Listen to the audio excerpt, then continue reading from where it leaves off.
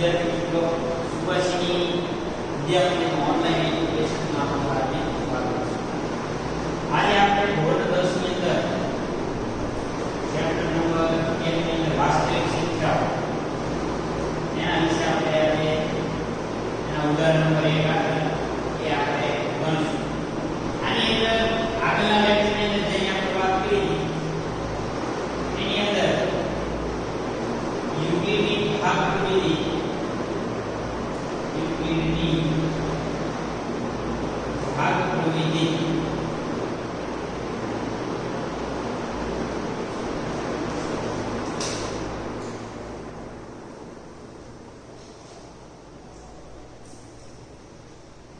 યુક્લિડની ભાગપ્રવિધિનો ઉપયોગ કરી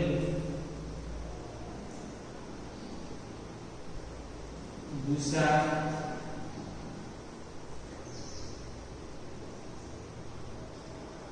મેળવો. યુક્લિડની ભાગપ્રવિધિનું સૂત્ર a = bq + 2r અને r ની કન્ડિશન એટલે કે 0 હોય અથવા 0 કરતા મોટો હંમેશા b કરતા કેટલી છે નાની કિંમત હશે. અને આનું ગુજરાતી સૂત્ર તમને લખાયેલું છે a એટલે ભાગ્ય બરાબર એના b એટલે ભાજક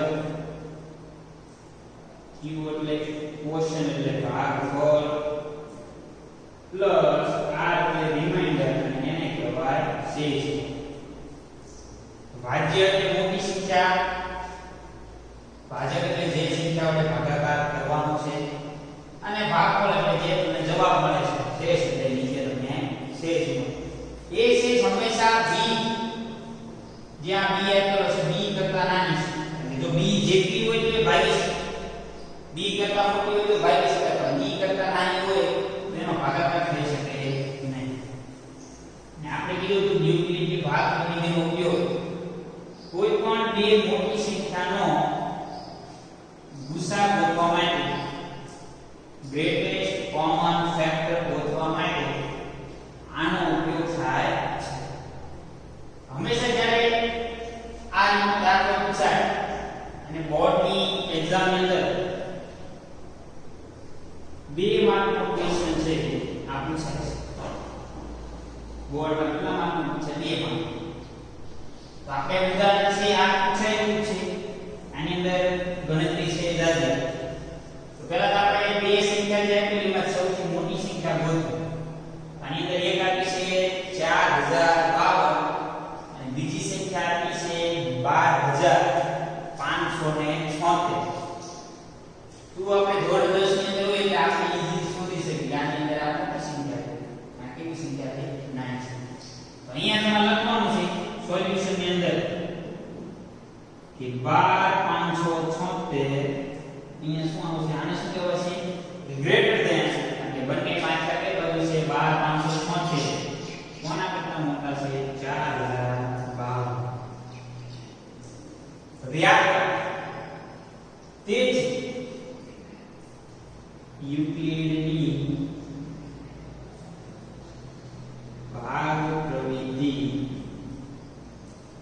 મુજબ યુક્લિડની ભાગપ્રવિધિની અંદર અહીંયા જ્યારે ત્યાં બે સંખ્યા આપી એમાંથી એક તમને a મળશે અને એક સંખ્યા કઈ મળશે? b મળશે. મોટી સંખ્યા હોય એટલે a કહેવાનું, નાની સંખ્યા છે એને શું કહેવાનું છે? b કહેવાનું.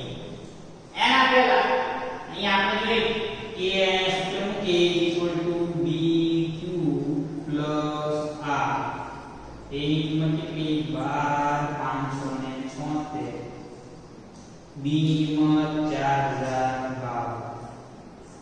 હજી આપણને q ખબર નથી ને r ખબર.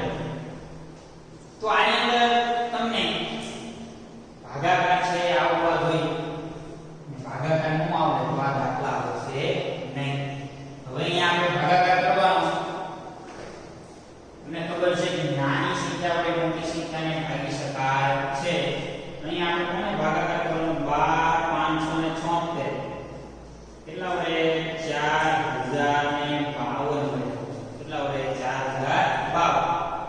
તો જો આની અંદર લોજિક વાપરીને આપણને 4052 નો ઘડિયો મને તમને આવડતો હોય નહીં. એટલા માટે જો આ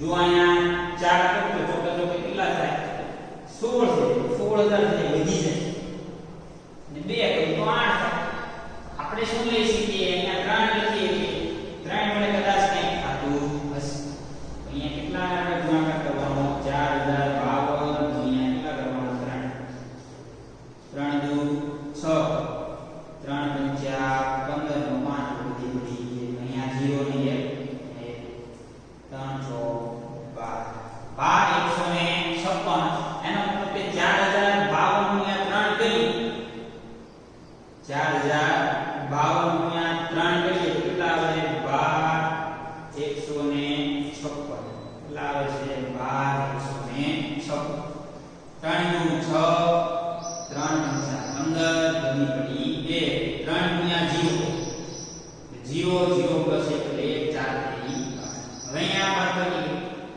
અહીંયા 0 7 માંથી 5 કાઢો કેટલા આવે 2 5 માંથી 1 કાઢો કેટલા આવે 4 2 માંથી 2 0 1 માંથી 0 અહીંયા નિષેધ ભાગી શકાતા નથી પણ અહીંયા શેષ મળે છે 420 ભાગફળ કેટલું મળે 3 અને એકલા 4052 અહીંયા આપણે લખીએ કે 4052 ગુણ્યા 3 શેષ કેટલી આવી 420 હવે તમને કીધું તો આ જે પ્રોસેસ છે ક્યાં સુધી કરવાની છે હવે જ્યાં સુધી અહીંયા r ની કિંમત 0 ના આવે ત્યાં સુધી તમારે કન્ટિન્યુ રાખવું હવે અહીંયા આપણને ખબર હતી a અને b અહીંયા આ બંને છે હવે શું કરવાનું તો કે જે ભાજ્ય છે સોરી ભાજક એને આગળ લઈ જવાનું ભાજક કોણ છે 4000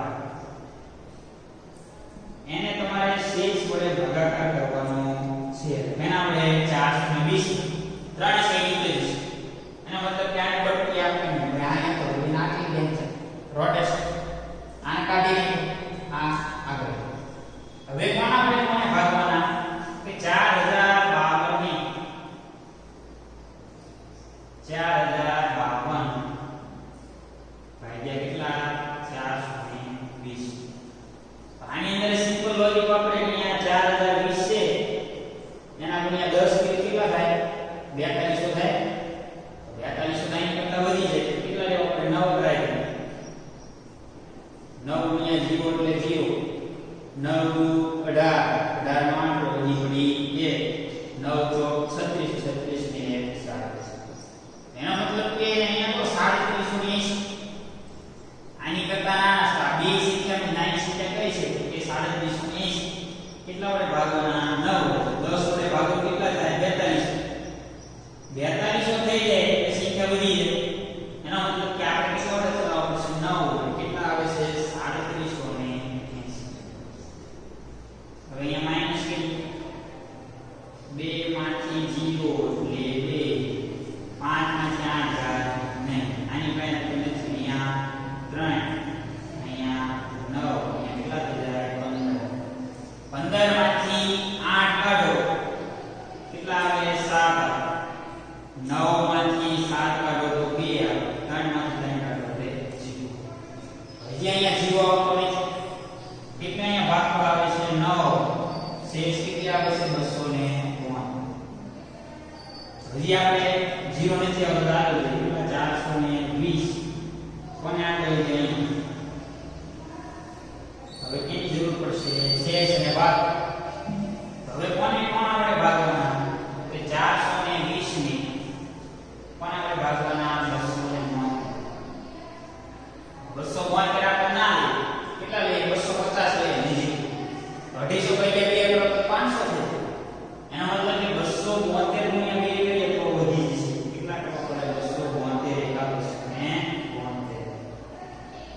72 અહીંયા જો 1 અહીંયા 10 કેટલા અહીંયા 3 કેટલા થઈ જાય 11 માંથી 7000 4 3 માંથી 2 કેટલા આવે 1 આવે છે કેટલા આવે 118 હજી 0 આવતી નથી હજી એક સ્ટેપ આગળ જઈ કોને આગળ જવાના 272 કેટલા વડે 148 જો આને 150 ગણી નાખો 148 150 ગુણ્યા 2 એટલે 300 થઈ તો 148 ગુણ્યા 2 પાણી કરતા વધી જાય છે.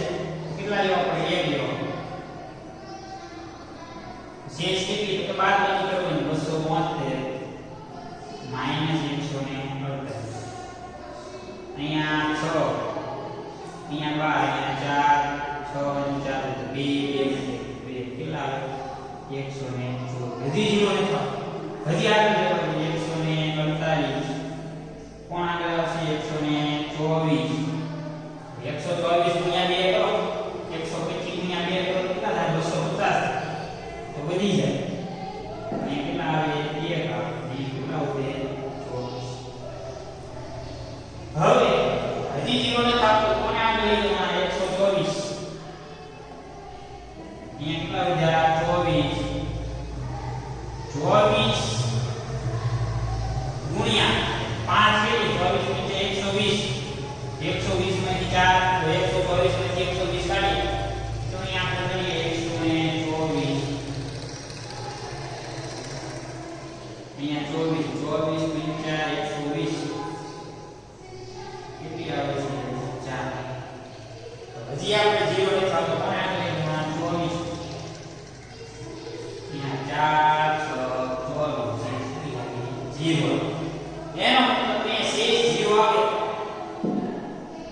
જ્યારે શેષ 0 આવે છે ત્યારે એનો ભાજક કોણ છે? 4 છે. તે જ 4052 12576 નો ગુસા કેટલો મળે છે? 4 મળે છે. આની અંદર તમને નોંધ લખાવી હતી, ફરી વખત લખાવી દો નોંધ. જે બે સંખ્યાના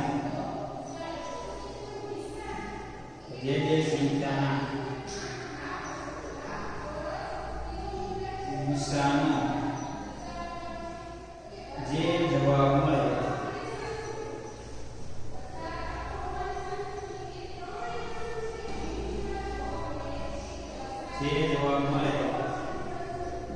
તે સંખ્યા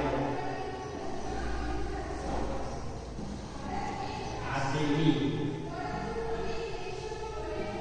બે સંખ્યાને નિશેષ ભાગી શકાશે.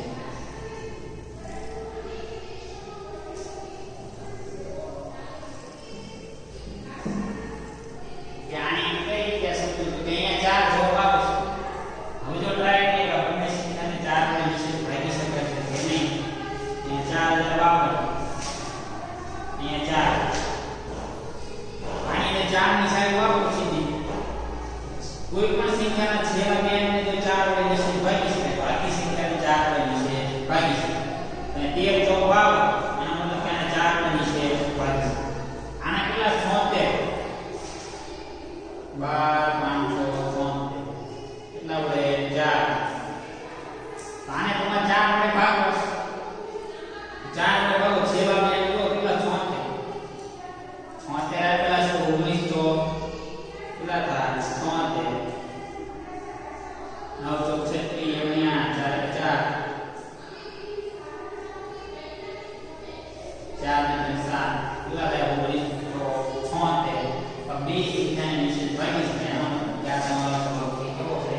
7. તો આની અંદર અહીંયા સુધી દાખલો ગણવાનો અને આનો જવાબ આ રીતથી ગણવાનો. હવે આની અંદર હોમવર્કની અંદર